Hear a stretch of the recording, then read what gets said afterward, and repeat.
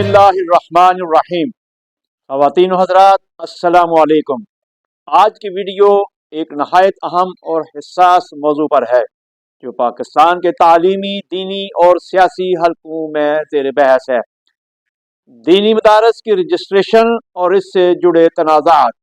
ये मामला हाल ही में इस वक्त सुर्खियों में आया जब मौलाना फजलुर रहमान ने इत्तेहादी हुकूमत पर शदीद एतराज़ात उठाए और दीनी मदारस की रजिस्ट्रेशन से मुतल्लक़ कानून में तब्दीली का मुतालबा किया।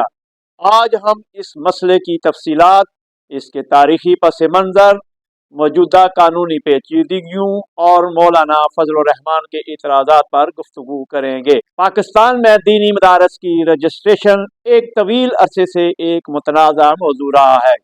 माजी में ये मदारस सोसाइटीज़ रजिस्ट्रेशन एक्ट 1860 के तहत रजिस्टर होते थे, जहां इनकी निगरानी डिप्टी कमिश्नर्स के दफातर करते थे। ताहम इस निज़ाम में कई खामियां थीं, जैसे कि मालियाती अमूर और निसाब की निगरानी का फुकदान। जनरल मुशर्रफ के दौर में जब पाकिस्तान दहशत गर्दी के खिलाफ जंग का हिस्सा बना, मदारस के निज़ाम में इस्लाहात की कोशिशें तेज हुई। इन इस्लाहात का मकसद मदारस को हुकूमती कंट्रोल में लाना था ताकि इंतहा पसंदी और फिरका वरायत का खात्मा किया जा सके। 2019 में तहरीक इंसाफ हुकूमत ने मदारस को डायरेक्टरेट ऑफ रिलीजियस एजुकेशन के तहत रजिस्टर करना शुरू किया, जो वजारत तालीम के दायरे कार में आता है। इस निज़ाम के तहत मदारस की निगरानी, सालाना ऑडिट और निसाब में जदीद मज़ामीन का इजाफा शामिल है।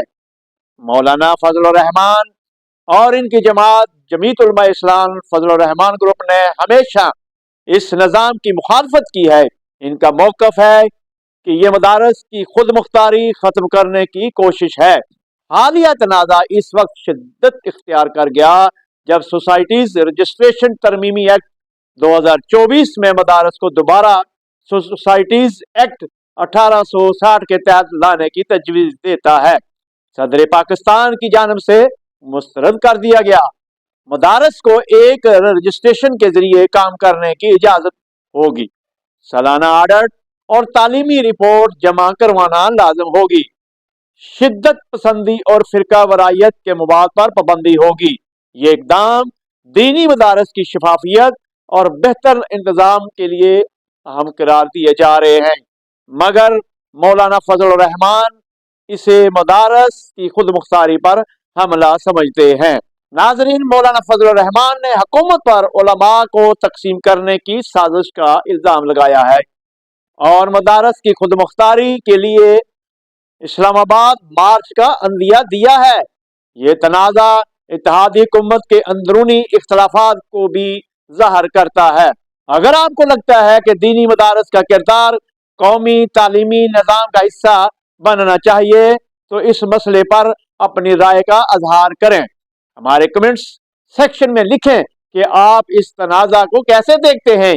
इसके अलावा अगर आप मज़ीद ऐसी मालूमाती वीडियोस देखना चाहते हैं तो हमारे चैनल RS न्यूज़ इनसाइट को सब्सक्राइब करें और बेल आइकन दबाएं ताकि कोई अपडेट आपसे मिस ना हो।